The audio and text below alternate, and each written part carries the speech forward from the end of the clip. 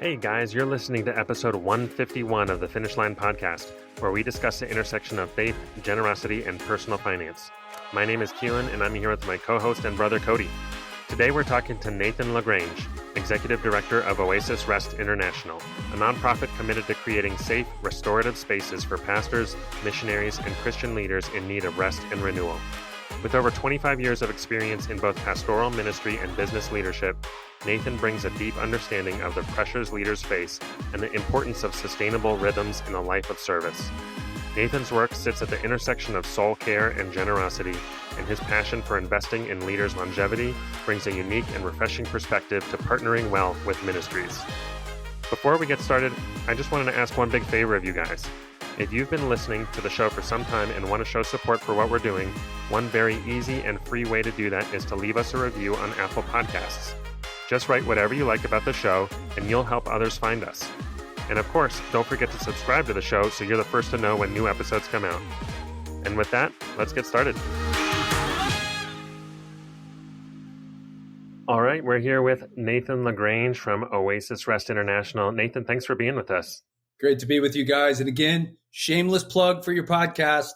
You guys do a phenomenal job. I know everything's the new episodes, but if you're a new listener, go in the back catalog. Watch this. There is a generous wealth of beautiful information and wisdom back there. So well done, guys. Appreciate that. Yeah, there are some good ones from now quite a ways back. Hard to believe how long it's been. So Nathan, kick us off. Just telling us a little bit about who you are, maybe some about your early years and a little bit about your faith journey as well. Sure. I was born a baby, like pretty much everybody else. Very classic Midwestern, small town, rural America kind of deal. Son of two teachers, so one public, one private.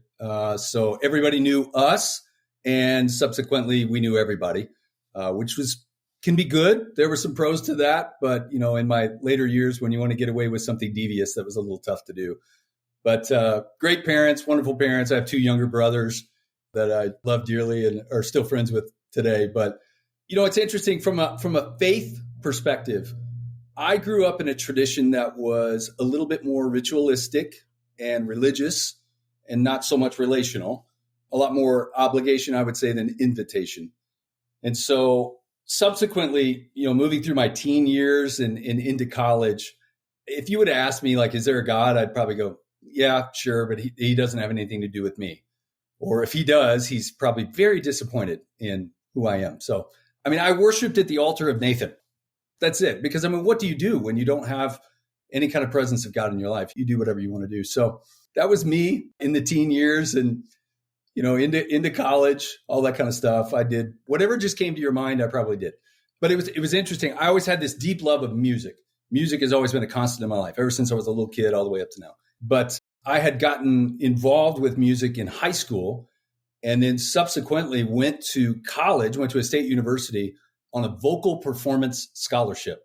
So yes, I can sing Italian arias, and I know all the Broadway tunes and all that kind of stuff. And yes, I can still shoot a basketball because I'm from Indiana. So I could combine all those things together. But yeah, it was a deep love of music moved me into this music school. But it was your proverbial, big fish in a small pond swimming into the ocean. And I'm like, oh my gosh, there are hundreds, if not thousands of people who are just as gifted as me and way better. And, here they are graduating college and waiting tables for $8 an hour. So I'm like, maybe this is not the best route to go. I ended up going across the street to the David Letterman Telecommunications School because it was just built. I'm like, oh, it's right across the street. I know where it is. So I graduated school with a degree in telecommunications and journalism, and that was kind of my world. But here's the cool part. When I'm 18, second week of college, I am introduced to this bombshell blonde. The most beautiful blonde you've ever seen in your life. I know you both are married, but let me just do my thing. And she was always the unattainable one. Like, there's no way she's going to want to be with me, but hey, I'm the music guy, so I can play piano and I like songs, which girls obviously like, right? So we kind of dated on and off, but I was a complete wreck of a human being. Fast forward, she's graduated college in the allotted time, 4 years, like a normal human being, unless you're a medical school guy. Sorry, Keelan. I'm on a little bit longer trajectory because it ends up you have to actually go to class to graduate from college. Who knew? But we had not connected in about 2.5 or 3 years. And so there's this massive gap. And I'm on a trajectory to marry somebody, get engaged and marry somebody else. She's on this trajectory. We reconnect. And there was something incredibly different about her. There was a joy. There was a lightness. There was a freedom.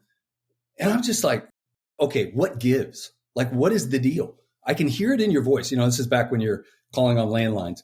And she starts telling me about Jesus, about reading her Bible and going to church. And I'm like, yeah, blah, blah, blah, blah, whatever. But I wanted to be with her. So if she was going to go somewhere, then I was going to go there too. And it's like, how kind of God, how good of God to speak to me through this beautiful blonde and really invite me into his kingdom through her. So I end up, I go into churches where, the charismatic churches and everybody's got their hand raised. I'm like, does everybody have a question here? Like, what is happening? Like, I have no context for these environments. I got nothing. Drummers are going into their little aquarium, little things. And I'm like, what is the deal? I've never experienced anything like this. But she ends up inviting me to a local band, a heavy metal Christian concert. Okay. Nobody you had ever heard of. They were local. We walk into this big recital auditorium, 600-seat auditorium. I've been in there a zillion times as a vocal performance guy. There's 28 people in the room. And I'm like, woo, rock on Christian music. This is going to be great. Guy's playing guitar. He gets done. He pulls this book out of his back pocket. And I'm like, what are we doing? And he starts reading. And I realized, like, he's reading out of the Bible. Now, in my faith tradition, how is this possible? I know he's got a girlfriend, so he's not a priest or a monk. Like, what gives? But he starts talking about the love of God, the forgiveness of sins, the plan and purpose for your life, all these things. And he just gives a standard altar call, of which I have never heard before, which in later years, we would always tell young people, please share your faith. For crying out loud, share your faith. There are goofs like me who need this. And he's like, who would like to accept this? And I shot my hand straight. I'm like, who the heck wouldn't? Well, I look around because I don't know the protocol. I don't know you're supposed to keep your eyes closed. So I'm looking around. I'm the only guy because I'm the only heathen in the room, right? So we walk out of this venue and my blonde bombshell girlfriend, now wife of 30 years, she looks at me as I light up a cigarette and she goes, are you being serious? Like, are you making fun of this? And I looked at her, and the humor of God. I looked at her with my cigarette in hand and I said, here's the deal. I ain't being no insert explicitive pastor. She goes, you better watch it. God's got a sense of humor. For the next 20 some odd years, I was a pastor. That is my on-ramp into Christianity. So for those of you listening, even if you have family members that are rebellious or far from God, if God can take my life and do something with it, he can take anybody's life and do something with it. Nathan, I was just studying 1 Peter chapter 3, and there's a verse that really stood out to me that as you're explaining your story, and I see it in my own as well, I'm reminded of it. And it's verses 19 and 20 that say that Jesus went and preached to the spirits in prison, those who disobeyed God long ago, when God waited patiently while Noah was building his boat. And that concept of God's patience with us, I'm sure he was not honored by all the things that we've done in our past lives or even today, but he's so patient with us and he goes after us, and so he used your wife and probably countless other people intersecting with your story along the way. He just keeps pursuing you, and here you are. But I'd love to hear, what was that transition like? You have that moment at the concert. How do you end up actually becoming a pastor? I went into the corporate world right out of college, 5 years in a major hospital. But in that moment, we got plugged into a good local church, and I ended up, really just devouring God's word. Like, God gave me a hunger for his word. And it was funny because part of it was this insatiable pull that I felt. But the other part was, just being honest, I didn't want to be stupid. Like, we'd sit in these church contexts and the pastor would go, well, you all know the story. And I'm like, I have no idea what we're talking about. So I was determined to go back and read and be like, 1 Peter, where's 1 Peter? Is that in here? Like, where'd you find that? And it was like there was this hunger that developed. I used to listen to the King James version of the Bible on my little cassette recorder while I'm driving to my corporate job. Like, I don't even know, it's Isaiah in King James. You're like, I can't even track with this. But it was just this overwhelming sense of, I have been living my entire life away from God and in rebellion. How do I now move into his kingdom in a way that displays his grace and displays the way that he can transform lives? And so in this church context, this would have been back, I'm dating myself here, but this would have been back, mid to late 90s. So this is right in the midst of the worship wars of church, of which I have no idea. Like, I don't know what we're doing. But I remember sitting in this church, large church, a lot of gray hairs, wood paneling, stained glass, the big choirs and orchestras. And I mean, I'm coming out of the Seattle grunge, music movement. And I'm like, do these people even know what year it is? I'm thinking these things in my head. Well, unbeknownst to me, God's at work behind the scenes, as he always is. And one of the guys that we ended up becoming very dear friends with, has been my friend now for over 30 years. He was kind of the music guy. He was the piano guy. And he was my age. He was a little bit younger than me. But he was really good. And I loved music. But here he's playing all these kind of like just traditionally kind of things. But we ended up striking up a friendship. And over those years, I was invited by one of the pastors there. He came up to my wife one day with a stack of books.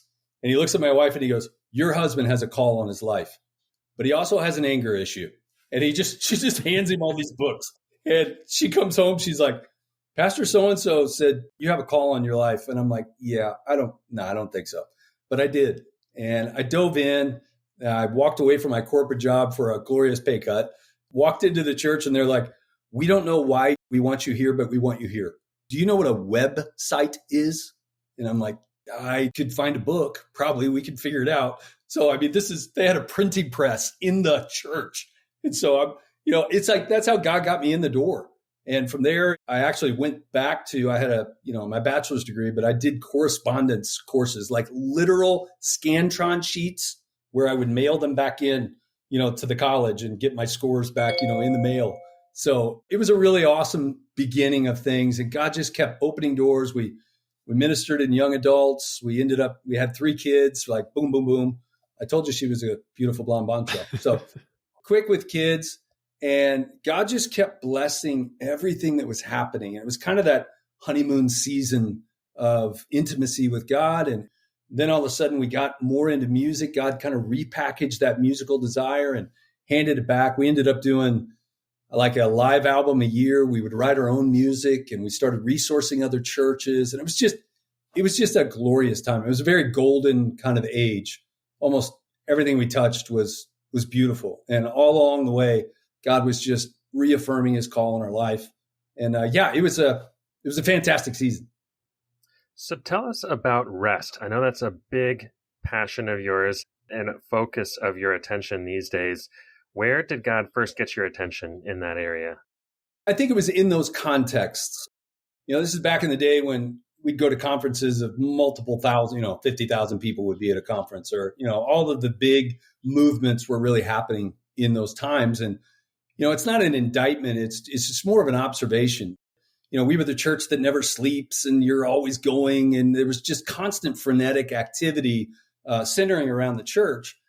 And it really started to kind of take a toll on me just personally. I've got a wife and 3 kids and we're constantly in music studios and we're doing all these things and we're doing them for Jesus. But they started to kind of wear on me as a human being. And I remember 2 instances. There was a great book, classic book called The Overload Syndrome by Dr. Richard Swenson. I still remember this book. He was a physician. And I'm like, okay, this is not a pastor. This is not a missionary. This is a physician. What is he talking about? And he just talked about, you're maxing your life out. Like, how do you take care of you in the midst of the responsibilities? And he was coming at it from a physician's perspective, saying many of the illnesses and ailments that they saw were due to the fact that people were at the brink of exhaustion. And I'm like, man, I'm kind of on that trajectory.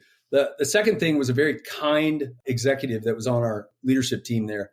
And he just pulled me aside, and I won't bore you with all the details, but he was just one of those gloriously slow types of methodical talkers. And I'm like, come on. I've actually told him that before, but He pulled me into his office one day and he said, do you have a wife at home? And he knew I did. He knew my wife well. Do you have 3 kids? I'm like, yes, I have all this. He goes, then why, whenever I come into the church in the morning, do I see your car there? And why is your car still there when I leave at night? And I'm like, man, we're in a busy season. We've got all this. And he said, how much time do you want to give the church? And I said, all of it. I mean, Jesus has changed my life. It's waxing something else. He goes, yeah. He had a schedule that he had made out for me, that he basically said, I am concerned about the sustainability of your ministry. And if you come in here early in the morning, I want you checking out in early afternoon. If you're here late at night and you guys are recording with volunteers, I don't want to see you till noon. And he said it with such grace, but it was like he gave me permission to have a life outside of all of these ministry type contexts. And, the book and his permission were really kind of the forerunners way a long time ago of, wait, we should maybe tend to ourselves in a way that's healthy and meaningful.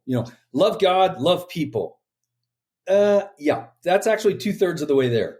Like, where are you in that mix? Because if you reread that, it's love God and love people as you love yourself. If you're not loving yourself or taking care of yourself, your immediate family, how can you minister in any context? So that was kind of the forerunner. This is decades ago where that really started to kind of, there's a way that seems right to a man. Is in the end it leading to death? Maybe there's a better way to do this. Maybe there's a Jesus way to do this differently. So even when we left that expression, and again, not an indictment on big churches, because there's a lot of wonderful things that happen in those contexts, but I saw a lot of CEO type leaders. I saw a lot of big activity driven programs. And yet I read scripture and I see the need for shepherds, the need for pastoral men and women. And I think shepherds don't move fast. Shepherds are inviting you to lie down in green pastures. They're inviting you beside still waters. Like, this is what a shepherd could do. And so we kind of moved and migrated away from that movement and planted a church in a downtown context and had some of those trappings still in us, because we were like, that's what success is, right? Number of services and how much money you got in your budget. And, we moved into this downtown community. It's like, they don't need a mega church here. Like, that's not what they need. They need somebody to walk alongside, to be available and personal and shepherding. And that molded together in this whole operation of Rest. So tell us a little bit about how you got connected to Oasis and what that experience has been like for you. Yeah, in that move, we had 4 kind of significant things that happened in our life. We planted a church in a downtown context, and we had been living in the suburbs. And if you've ever started anything new or, any kind of expression like that takes a toll on you. There's a lot of things that are involved in that. We had left our community that we had known really well. And even though it was maybe 12 miles away, it was different. We also moved. We moved from the suburbs into the downtown context. And that was like night and day. Oh my gosh, this is a totally different world. And we moved into an area of town that was not all that great back then. It has since improved. I like to think it's because we were there. No. Yeah, it was. I can still remember my wife's parents and my parents both like, are you guys sure you want to live here? Like, yeah, we're called, to the city, this whole kind of thing. So we planted church, we moved downtown, and then we completed the adoption of our youngest daughter from the Philippines. This was a long process, a 4-year process. And, we're adding this 4th member to our family. And I don't know if you guys have experienced adoption or know people that are, that's not easy. That's not a romantic proposition. That's a very gloriously biblical side of things, but that's just hard. Like, you're bringing somebody from a completely different cultural context and plopping them into your family. And my daughter was 3.5 at the time. So a lot of things were already formulated and formed in her little mind. And now we're like, hey, you're in a smaller orphanage here in our house now. It's like, it was hard. It was really hard work, both on her part and ours. And then 4th, as we were alluding to earlier, Cody, my wife lost both of her parents back to back, boom, boom, within 52 days of each other. He was dead. She was dead. And it was the combination of all those things, the stacking of those things, that really broke us. We had great people around us. We had wonderful input, but it was all of those things together, and it just crushed us. And thankfully, we had great elders and wonderful community there at the church, and we needed to get away. So we took our 4 kids and just kind of relocated our chaos to Europe, which is always a great idea, and jumped in a big silver van. Like, this thing is totally silver, okay? My 3.5, I think she would have been 4.5 when we finally made this trip. She dubbed it the Rainbow Fashion. So that tells you culturally, like, we don't even know what colors are. So we're starting at base level with a lot of stuff. But we traveled around that area. We know a lot of people over there and just stayed in some glorious places. But we were waking up crying in our sleep.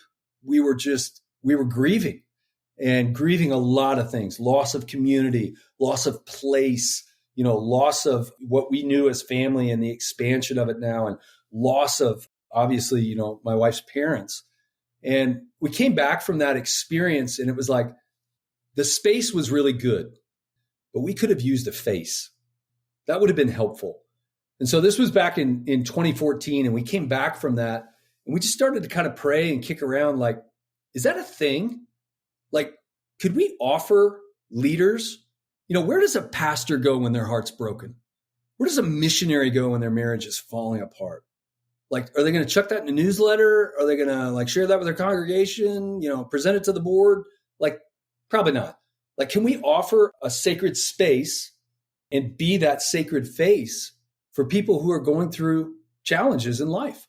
And again, it's a human issue. We all have suffering, but we knew that world of ministry really, really well. And so we came back from there, and we had a large home in downtown Indy, and we just kind of just started opening it up, informally. If you're a missionary passing through, come stay with us. If you're a pastor that's there, come hang out for dinner. And we just started to hear the most heart-wrenching stories about what was happening in their lives. And, we'd look at each other like, gosh, we don't have any problems, like, compared to this. But the thing we would ask most is like, who have you shared this with? Oh, nobody. I would never tell anybody this. And it kind of got our hearts stirred to go, where is the place where pastors are pastored? Where do you care for shepherds? How are missionaries refreshed? Like, where do they go? They're often on very limited budgets. They're often, under a lot of pressure or have very, busy schedules. How can we do this? So God kind of planted that seed in our minds. And we talked with our elders at the church and our church community, and we kind of developed, maybe like a 5-year off-ramp. So we came back from that moment. And for the next 5 years, just kind of like started to mess it in our minds. And, like good Americans, we're like, well, let's start our own 501c3 because that's what you do, right? So we had, some people that were going to be financial support, and we were going to get all these things in place. But I think what was interesting is we knew in our hearts, we're going to serve people. We're going to enter a different chapter of life. And we felt like we needed some space for ourselves. We weren't burned out. We weren't tired in those senses, but we sensed like the turning of a page.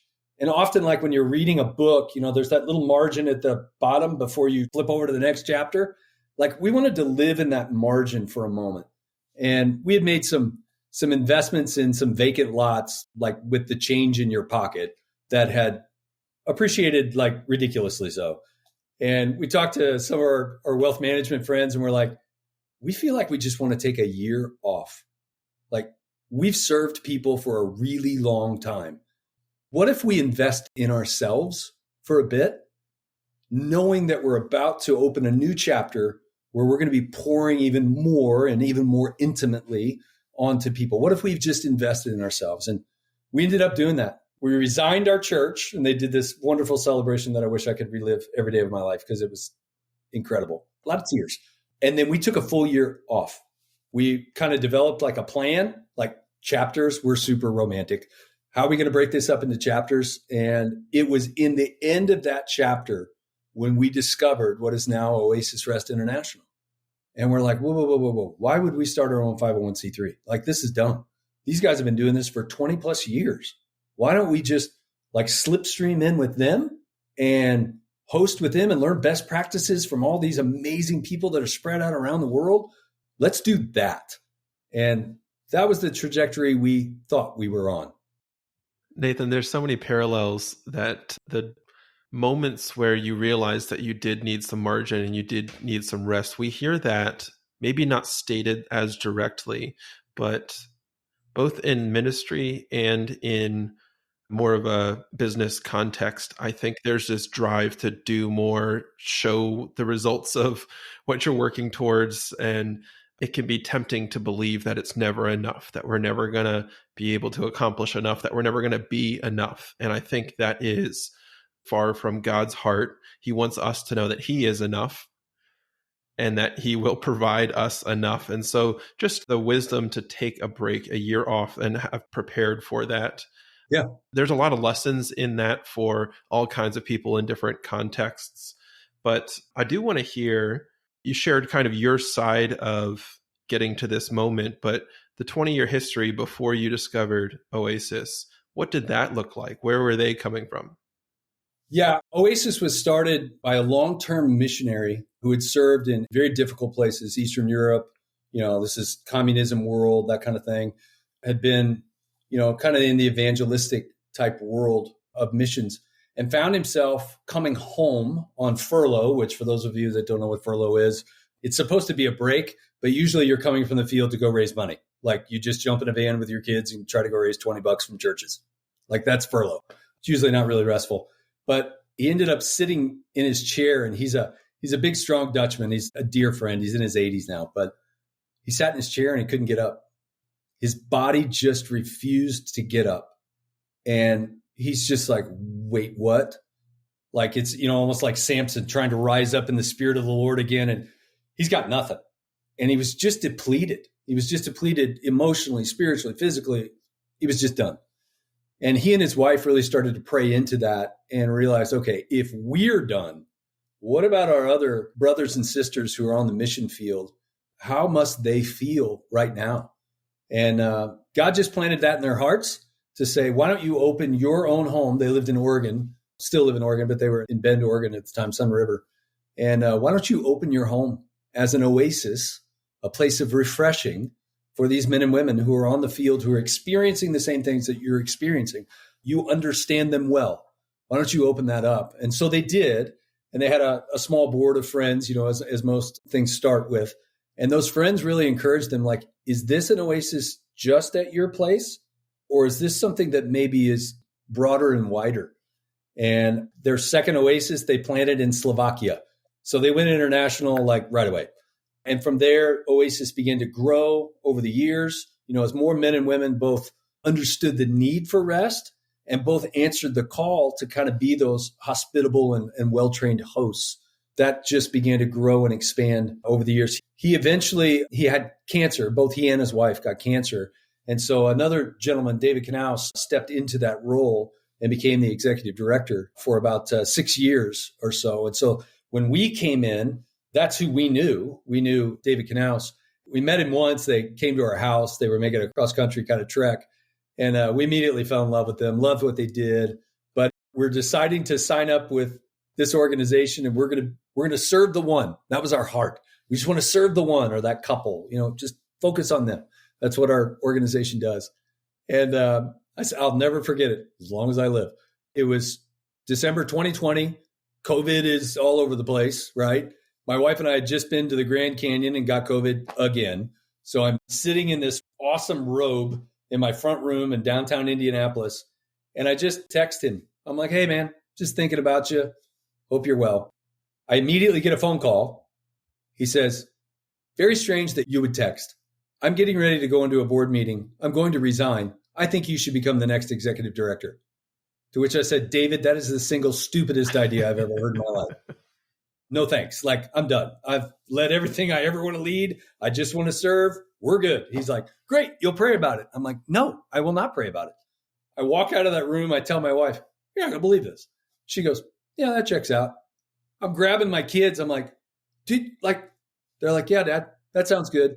I'm up at 4 a.m, arms crossed in front of our fireplace in Indy going, I'm not doing this. I am the son in the parable of the vineyard owner. When he's like, tells the son to go, and the one guy's like, yeah, I'll go. And then he never goes. I'm the other guy. I'm the, oh, heck no, I'm not doing that. Okay, yeah, I'll go. So I eventually became the executive director in July of 2021. and have absolutely loved it. God's surrounded me with I've got a great executive team. Our hosts all over the world are the cream of the crop. I mean, they are the best at rest. They're the best there ever was. So yeah, it's a joy to be able to step into these shoes, that have been going on from our founder, David Grisson, on to David Canales, on to now me. And, we're hoping to set things up for the future so that it even grows and expands further than we could ever take it. Yeah, it's funny. So many really strong leaders coming from that kind of an intro to an organization. I'm pretty sure you had the wrong guy. Yeah. But yeah, everybody else around you tends to know what they're talking about. So can you walk us through what a typical Oasis retreat looks like? You mentioned, a couple different components being a part of that. So maybe you can walk us through what it looks like. Yeah, we kind of use acronyms and things in our world tend to rhyme. Partly because you can remember the rest you need for the life you lead, invest in rest, all these kind of things we throw around. But rest is really kind of our acronym that we lean into, and that's retreat, encouragement, safety, transformation. And beyond just being a cute acronym, it's really what we embody. So oftentimes, I would pose to the two of you, I would say, which two of those do you need in this season? 100% of our guests are retreat. I need a retreat. Great. What's the other one? And that gives us a great indicator of where they are. Maybe they can't quite verbalize exactly what it is they need, but we have kind of eyes on this is what this man or woman needs. So we're dealing with pastors, we're dealing with missionaries, or global workers, depending on where you are. And we're dealing with Christian leaders, not-for-profit leaders, men and women that are leading good kingdom endeavors. So they're coming into this moment. Typically, we are good at addressing the traumatic and the crisis. We're good at that. But we're often trying to perpetuate the idea of come to us before the crisis. Be proactive in your health. I'm sure Keelan, as a physician, you're like, oh my gosh, why didn't you come in here 5 months ago?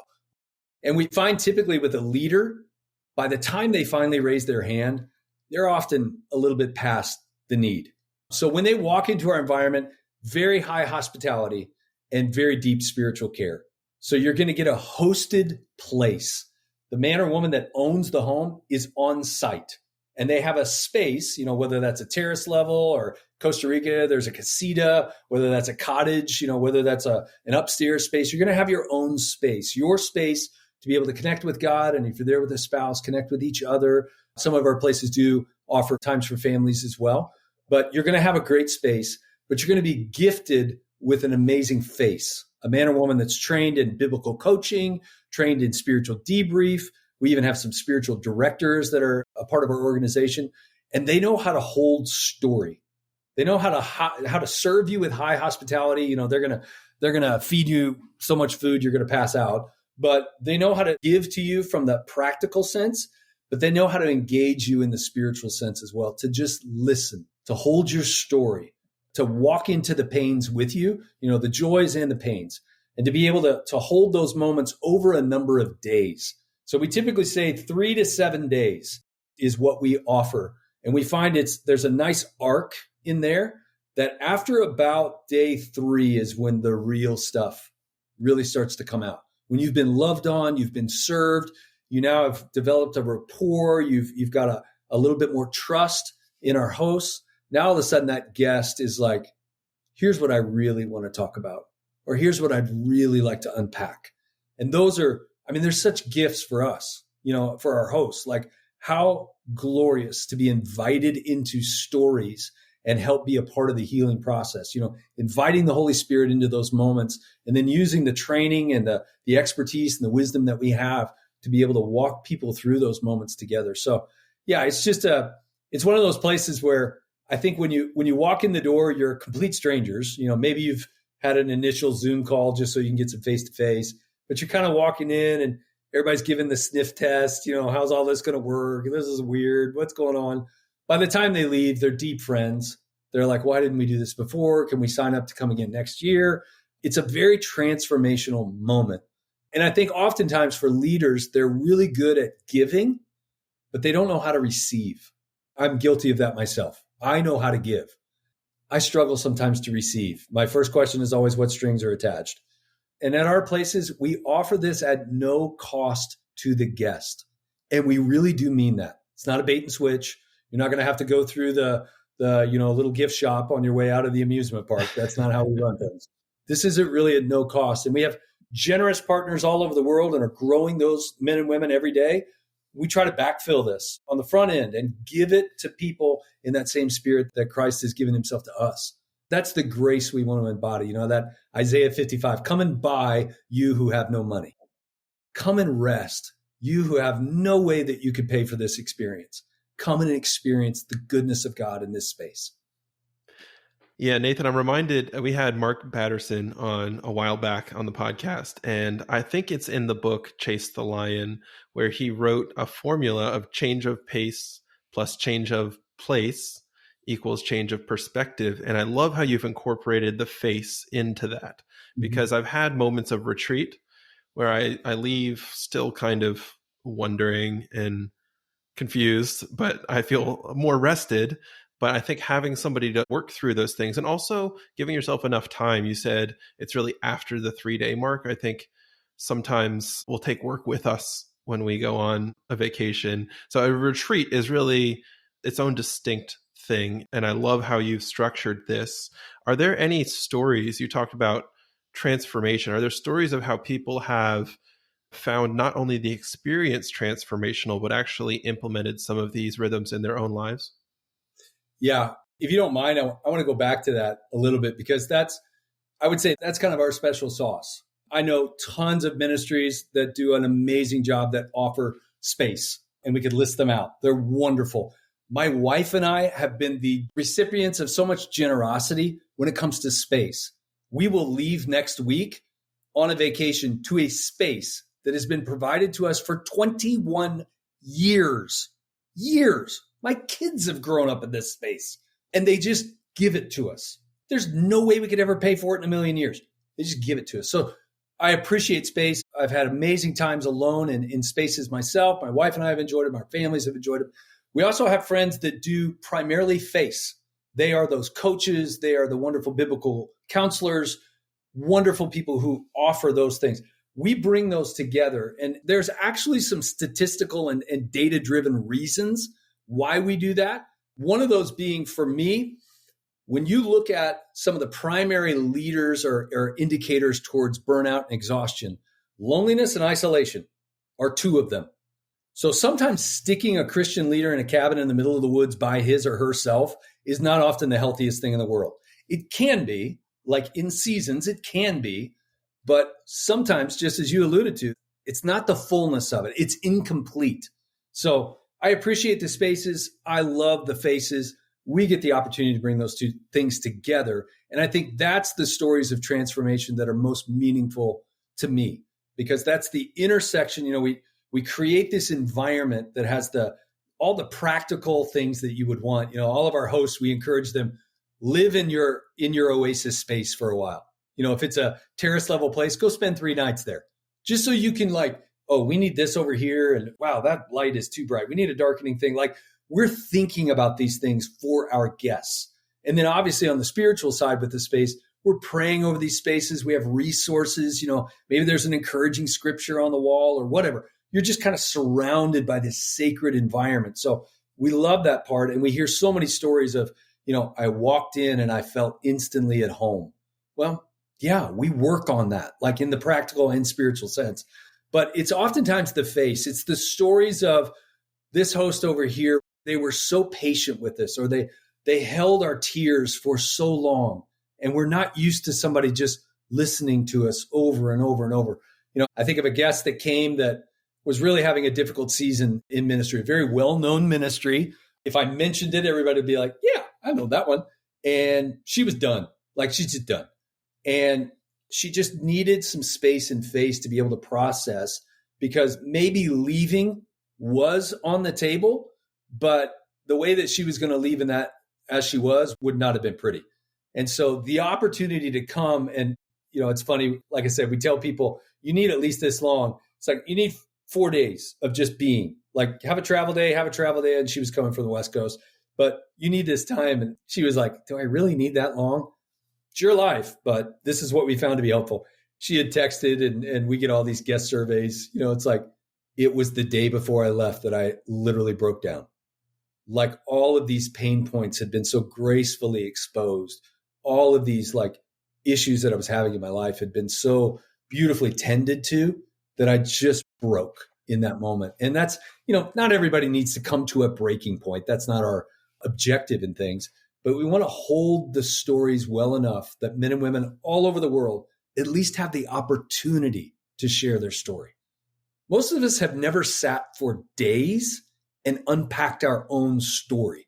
And it's just such a beautiful moment, such a holy moment. So all of the guest surveys, if I'm ever having a discouraging day, I just pull up our Excel spreadsheet of all these guest surveys. They're gloriously anonymous, but I just go to the far right column, which is all the comments. We rate on all kinds of things, and I just read them. And guys, I couldn't write better reviews. I just couldn't do it. They're just story after story of, I was done and now I'm not.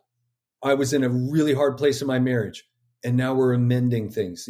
I was just sick and tired of this relationship and I reconciled that. Or, always my favorite, I haven't heard from God in a long time and I heard him again. That, for me, I'm like, how do you KPI that one? What's the key performance indicator of that one? How do I measure that? It's like the presence of Jesus in that sacred space, accompanied with that sacred face, just invites a holy moment that is transformational. And I think for me, it's like that acronym that we use, that retreat away from your responsibilities. That's what we offer you. Some people, just as you said, people bring work. We're like, it'd be better if you didn't. Just retreat away from your responsibilities. 72 hours. Trust me, the world is not going to break down. It'll be fine. Retreat away from your responsibility. That encouragement side, what about encouragement in God's presence? When's the last time you were able to engage in God's presence in an encouraging way? When's the last time God's promises, like these beautiful biblical promises, not for your sermon series, not for your missions organization, not for your board meeting, for you? When's the last time you were encouraged by God's word for you? And then how did you get encouragement from God's people? Because that's what we get to do. We ask really good questions. We try to draw out that deep water. That safety side, it's beautiful. People don't, we're not your mission sending org. We're not your congregation. We're not your board. Unless you've done something inappropriate with a child or buried a body in the woods, we don't have to tell anybody anything. We're Switzerland. We're neutral. We don't have to tell anybody anything. And people feel that. They're like, I feel like I could tell you anything. And then the transformative side is, that brings joy to my heart because dreams we reawaken, new ideas, innovation, all of this beautiful kingdom stuff. Once you've had the opportunity to be in a space, to unpack with a face, it's like all these new kingdom dreams start to come alive. And you walk out of that moment going, I believe that God can do all things possible because I just watched it happen. Yeah. What else would I want to do? This is the most amazing thing in the world. Sorry, I get super, every time we do a podcast, my friends are always like, dude, you talk a mile a minute. I'm like, I'm excited about this. That has been a very interesting thing. As I've engaged with organizations, churches, et cetera, people are like, you're not what we expected. We expected somebody really slow, really methodical. And I'm like, I some days wish I could be that, but I'm not a monk. I'm not a mystic. I'm not even a minister anymore, in the vocational sense. I'm just excited about what we get to do. And for me, these are disciplines and rhythms that I have to remind myself of because I am type A and I do run hard. And so I'm just like everybody else. I've got to learn these disciplines in my own life in ways that are sustainable. Yeah. It sounds like you're in the right job, right guy for the job.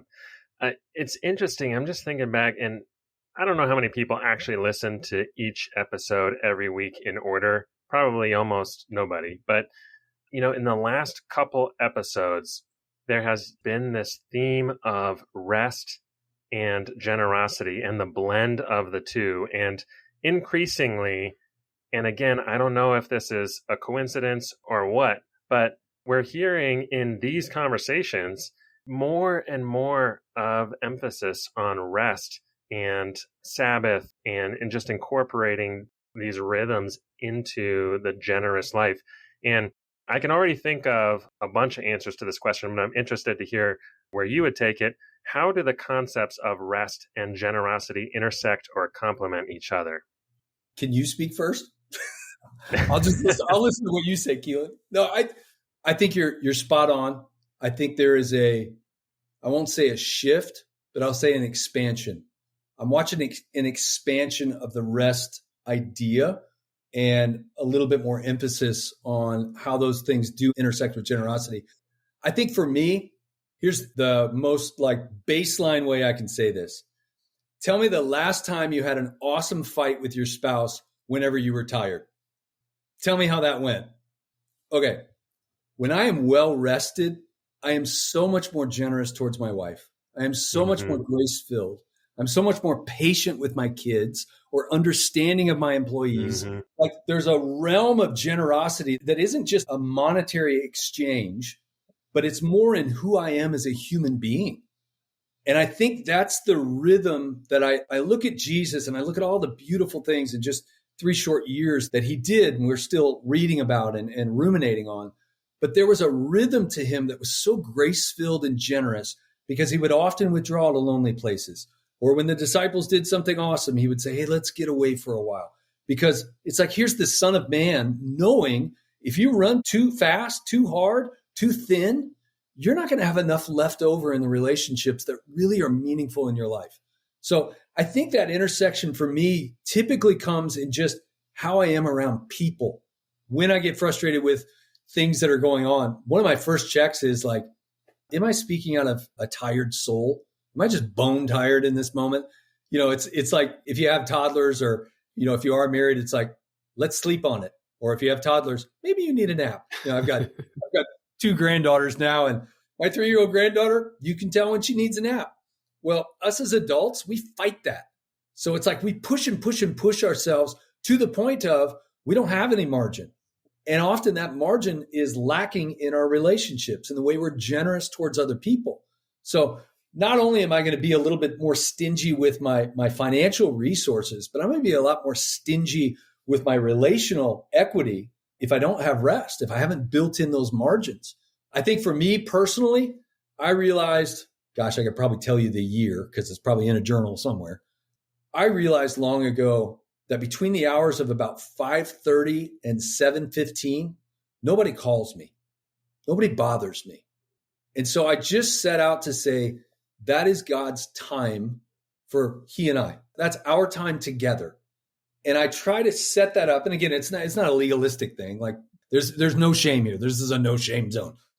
I think for me, when I build that margin in my life, that I know I'm going to be able to engage with God, I'm going to listen to scripture, I'm going to pray, I may sing, I may listen to a book. It doesn't matter.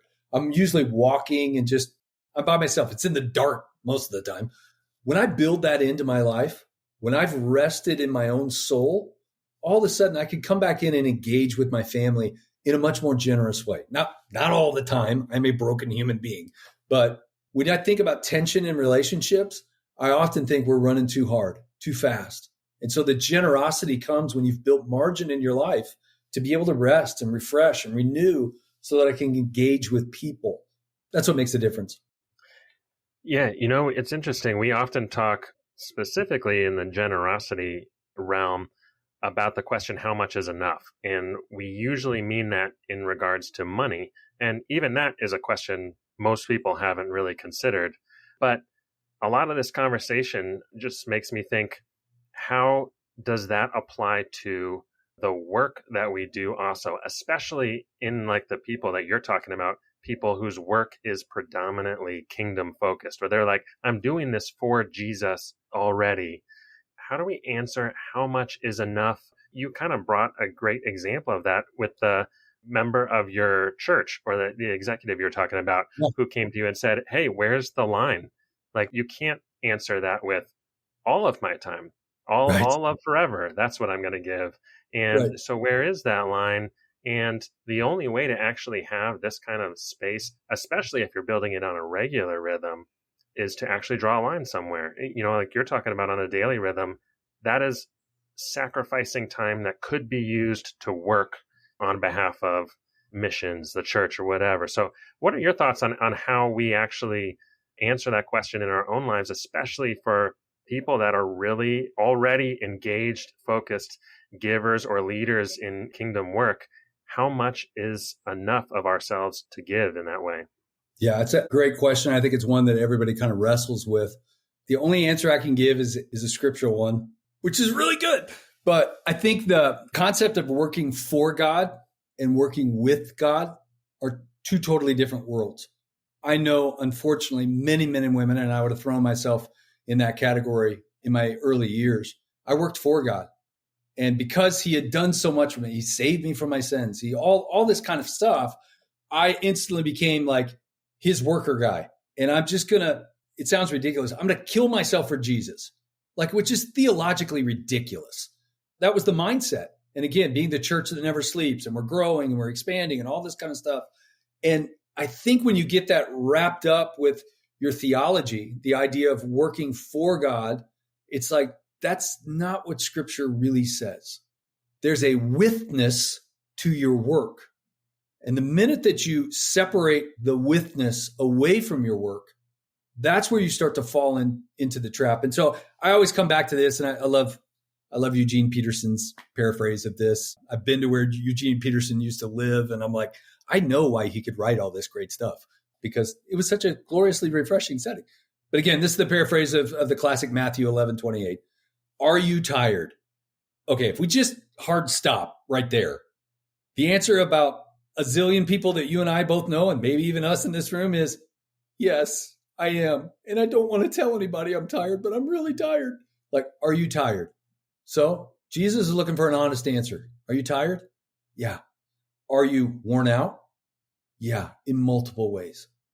I have family obligations. I have cars that break down and houses that leak and all of these entrapments of a broken world that I have to live in. They wear me out, let alone the work that I do and the people and all. There's a weariness, a worn outness that happens in our life. And I think, again, we live in a culture that affirms the guy and gal who, gets shot in the leg and drags it behind him. It's like, oh, it's just a flesh wound, I'm fine.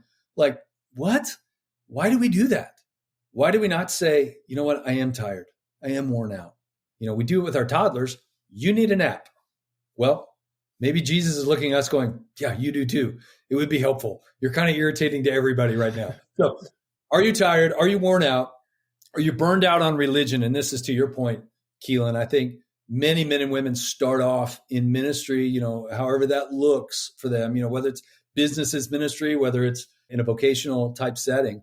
And they quickly get burned out on it because the religious starts to take over, this ritualistic performance kind of based thing. So Jesus asks those beautiful three questions, and then he gives us the recipe. He doesn't just leave us hanging. It's not like turn page. Okay, you're dead. Come to me. Now, in our work, I know there are thousands of well-intentioned ministry leaders who are literally wandering through a desert wasteland looking for water. They're looking for relief. And a lot of times what they're approaching are mirages. They're just that mirage. It's that addictive behavior that gives you the quick hit of dopamine that gets you feeling something. And then all of a sudden you're trapped in that, or that's, whatever it might be. It's a mirage. And it's like, Jesus is like, no. Come to me. Not the latest book, not the latest podcast, even though the Finish Line podcast is good. Come to me. There's a person here. Get away with me, and there's the with side, and you'll recover your life. Jesus knows that we need recovery. I'll show you how to take a real rest. Who's going to show you Oasis Rest? No. Jesus will show you how to take a real rest. It's a personal side. He cares about you. Walk with me and work with me. Not for me, with me. Watch how I do it. Literally apprentice in with me. Learn, and I love this line, learn the unforced rhythms of grace.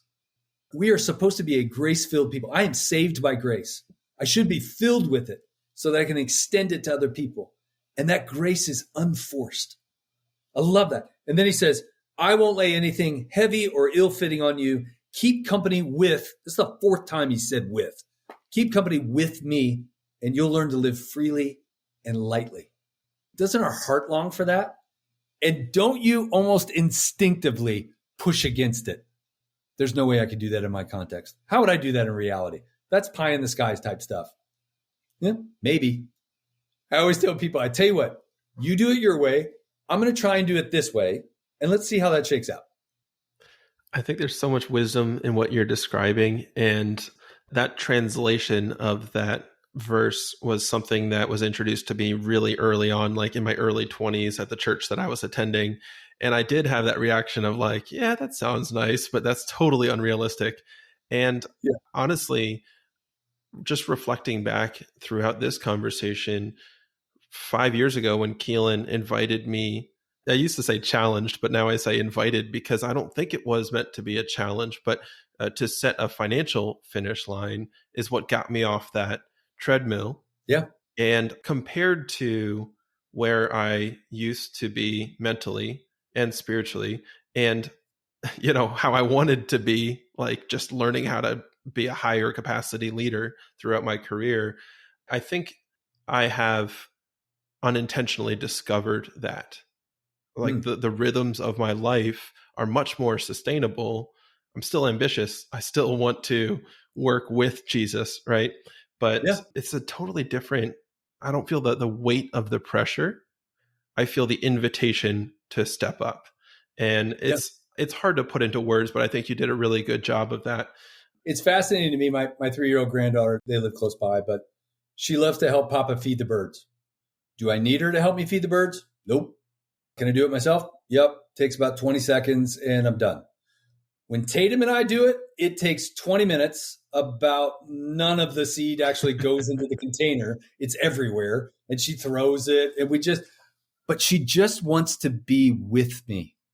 There's nothing that we're really accomplishing. And I just want to be with her. And it's almost like God's invitation to say, Nathan, I don't need your help feeding the birds. I've got this. I will feed the birds. But I want you to be with me because I enjoy being with you.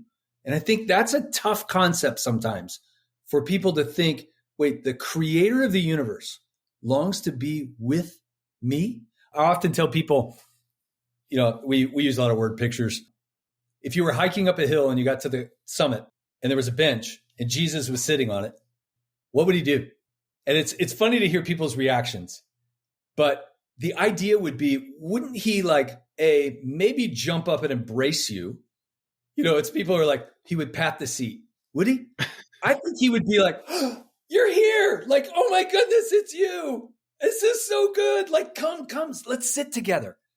And I used to think I've known this mental image for a really long time. So I've gone through various iterations of it over my life. But I used to think that Jesus would sit there with me for about 30 seconds, and then he would start pointing at things I needed to do. Hey, see that mountain over there? You got to take care of that. See that tree over there? That's your job. So you got all these responsibilities. What would it be like if Jesus just invited you to sit on the bench and you just sat there together? Like, how long could you do that before you were like, Jesus, I got to go do some stuff for you. So, hey, great hanging out with you, but I got a jet. Like, it's just, again, it sounds ridiculous, but it's like, that's the way I used to run ministry. I can spend about 10 or 12 minutes with you, Lord, and then I got to go do stuff for you. Says who? Says who? It's not a permission to be lazy. That's goofy. That's anti-biblical and anti-kingdom. It's the permission to, just as you said, Cody, not work with all this excessive pressure, these rhythms that are just pounding you all. The king of the universe freed the Egyptian slaves from having that whip at their back and making bricks without straw. Aren't we sometimes guilty of trying to make bricks without straw and doing it with this unseen whip at our back? Maybe it's the voice of a parent. Maybe it's the voice of an old teacher or whatever it is. Maybe it's the pressures of what we feel right now. But it's often we have this whip at our back. And I'm like, that is not God. That is not what God does. That's what Pharaoh does, but that is not what God does. God invites you out of that slavery to worship him. That was the thing. I'm going to take these people out and they're going to go worship me on this mountain. Like, okay, I can get with that. And through that worship, I find meaningful work as I work with him. I remember you saying before, Nathan, is a concept of slowing down to move faster. And you've kind of alluded to that a little bit, but I'd love if you could just take a minute and just flesh that out for us a little bit, especially in the context of leaders, givers, people that, like the people that we're talking about. Yeah. I think the concept really hit home to me when I realized that as a pastor, I wasn't doing a very good job of Sabbath. Weekends or that historical, Sunday Sabbath kind of thing. Well, that was out the window. But I think I was really challenged, and maybe it was the Holy Spirit, but it was like the Lord kind of went, so you think you can do more things in 7 days than I can do in 6? And I just kind of sat with that for a while, and I realized there's a lot of this that's a trust issue for me, that if I'm not producing, something's not getting done. And yet I serve a heavenly Father that gives me very clear, and I'll say it in this term, commandments to keep a day holy, partly because he knows that my heart will turn away from him if I don't have designated time to not be doing all these things. But it's also like there's a production side of me that thinks if I'm not producing, I must not be worth anything. And yet I found in my life, when I'm able to slow down, when I'm able to spend intimate time with the Lord, when I'm able to take a Sabbath rest, weekly. And again, we all do this imperfectly. There's no legalistic goofiness over this. I realized that God does so much more when I'm not even engaged in it. Those things that I would work frenetically about, God's like, I got it. Those things that I would be like, oh my gosh, we have to spend so much time in this area. God can say, I can take care of that. Would you trust me in this? And so it's almost like I find things expanding, and I find God blessing all of these things that I want when I stop and I slow down.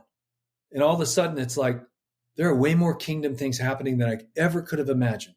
When I just work with him and I walk with him, and again, imperfectly, I think I've said that enough times, right? The idea of saying, God's like, I can do so much more. I'm so much more concerned about you as a human being. I love my kingdom work that you're doing, but I just want to be with you. And in being with you, I can feed the birds. Like, I'll get that task taken care of for you. It's not a problem. Like, that's the beauty of it. I think, again, the idea of going back to the Old Testament and realizing that Sabbath got so distorted. If I was the bad guy, that's what I would do.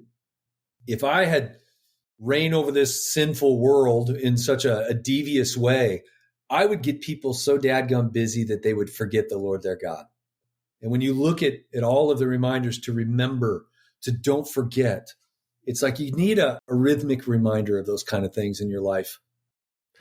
Nathan, when you think about the next 5 to 10 years, what gets you most excited? Outside of my family, like, I'm so excited about my family. Legacy has become a really big topic in my heart and mind lately. Cody, we were talking about your father-in-law that just passed and how he may not be able to see your kids now, obviously. I thought about that a lot with my own granddaughter. I may never get to see her at this age that I'm at. I'm 53 now. I may never get to see her at this age. I mean, I would be super old, like if I got to see her. So I'm like, what am I doing now? Like, what's the legacy look like now? How can I invest in her now to see returns? How can we help shape and form? She's got great parents and all that. But it's like legacy has really been on my mind lately. And I think that's transferred into the organization itself. Is we want to make sure that we're, growing and building a sustainable, Christ-centered Oasis Rest International so that it can perpetuate itself for years to come. Our hope is to grow to 100 Oasis locations in the next 10 years. That's a lofty goal.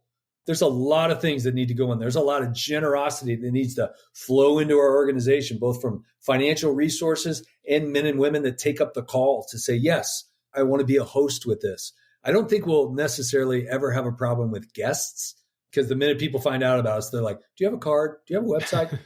So yeah, I see the expansion side of this from a legacy standpoint. Like, how do we set things up now, knowing that I'm not always going to be around? And I don't know when my day here is done, and I don't know when my life is over on this earth, but I want to set up my family and the legacy that we have as the LaGranges. And I also want to set up Oasis Rest International. I've got a great executive team. They're the best. They're the best. Our whole organization is amazing. But that's a lot of what we talk about. How do we do things now that will help build the foundation for the future? Even though we're 20 years old, we're still learning and reinventing and trying to grow in our systems, our operations, our partnerships with generous kingdom men and women. And we're seeing a lot more men and women who are of great means and of great generosity look towards our organization and say, so if we invest in rest, which is what we invite people into, if we invest in rest, both for ourselves, now to give us some margin in our decisions and our relationships, and in others, i.e. your organization, we could maybe shift the spiritual landscape for decades to come. Yeah, I think we could. I think there's an emphasis now on sustainable leadership that I'm excited about the next years they're going to come. You get a leader to live into those rhythms now, they're going to be able to grow and expand and dream and steward a church or a mission sending organization or whatever that endeavor might be in healthier ways. That's what excites me. I think we're planting seeds now that may germinate and bear good fruit for years to come. That's what excites me. Yeah, amazing to think about the ripple effects of the leaders that have come through in, just the last couple of years. Well, as we get to the end of our episode, we like to end every episode with our manager's minute. It's just a practical action our listeners can take to step into their role as stewards and manage God's wealth wisely. Nathan, do you have a suggestion for our listeners today? Can I do 2? I did listen to a previous podcast and somebody requested 2 and you guys granted it. Well, I would have said no, but since you brought that up, I guess we'll let it fly this time. I love it. No, I think the first thing I would say, and Keelan, you actually alluded to it. I was like, oh no, he's going to steal my idea. It's a great idea, but it's a kingdom idea. Create a finish line for your day and your week. Figure out what that is. If you're married, come to an agreement with your spouse on when you stop work for that day. You may have other responsibilities, kids or family or friends or whatever the case might be. But find a finish line for your daily work and find a finish line in your week. What's that look like? When do you stop? I think that would be number one. And that's really for people. But I think the other one I would say is figure out how to generously care for your leader. If you're in a local congregation, ask the board, how do we care for Pastor so-and-so? If you support a missionary somewhere, ask that organization, how do you care for the missionary over in XYZ? Ask those questions, because I think what's happening right now is there's kind of a movement towards this. And I think when people who are financially invested in either the local church or missions endeavors, when they begin to ask, how are we taking care of our leadership? That begins this whole moment into a movement type of mentality. And I'll leave you with this because, again, it's a scriptural side. The writer of Hebrews, this is in Hebrews 13:17. Be responsive to your pastoral leaders. And I think that would broaden itself out into your missional leaders as well. Listen to their counsel. They are alert to the conditions of your lives and work under the strict supervision of God. Here's the beauty in it. Contribute either through generosity or buying their kids a pizza or allowing them to use space somewhere or introducing them to Oasis Rest International. Contribute to the joy of their leadership, not its drudgery. Why would you want to make things harder on them? In another translation, it says, you'll actually benefit when they're healthy. Wow, what if we had every listener here looking to see how they could serve their local leader, their local spiritual leader who's depositing spiritual richness and resources into them? It's low-hanging stuff. I'm not talking about millions of dollars. It can be so inventive, but finding out, does our board take care of our leader? What plans do we have in place?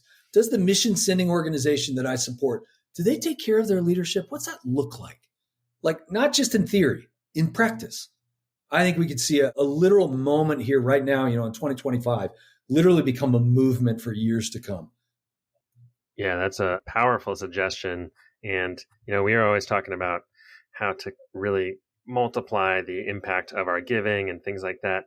And that is a powerful one. If you think about as a giver, the organizations that you have been in the yoke with for years, years at a time, the leaders that you have worked beside.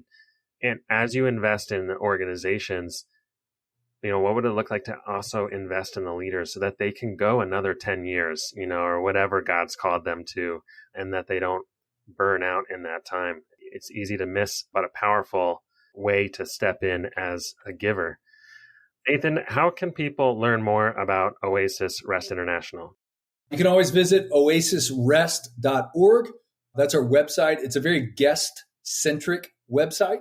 So it's built for that man or woman or that couple that's looking for an Oasis location. So oasisrest.org.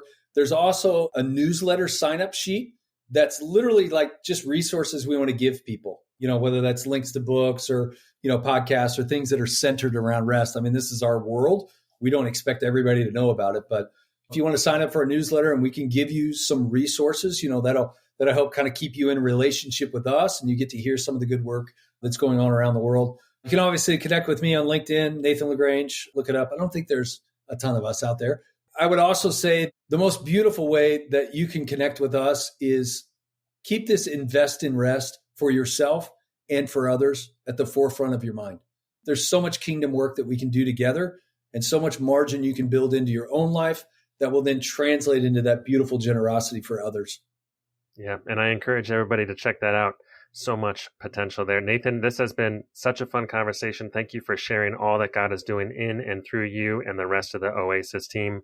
I'm excited to see what he has planned. Thank you, guys. Joy to be here. Hey, thanks so much for listening to the show, guys. If you want to find any references or links from today's show, you can always find them in our show notes at finishlinepledge.com/episode 151. Before we finish up, I have a quick question for you. Have you ever stopped to answer the question, how much is enough? A financial finish line is designed to help you do just that. Our 90-day Finish Line Pledge breaks down the process into 3 easy steps. Step 1, define how much is enough for you and your family to spend in a single month and use that as your monthly spending budget for 90 days. Step 2, as God provides money to manage, set aside any margin outside of your finish line into a separate bank account. Step 3, after 90 days, explore the many ways you can use the margin you've set aside to create joy, purpose, and impact in God's kingdom. Want to learn more? Check out our website at finishlinepledge.com. That's all we have for today. We'll see you next time.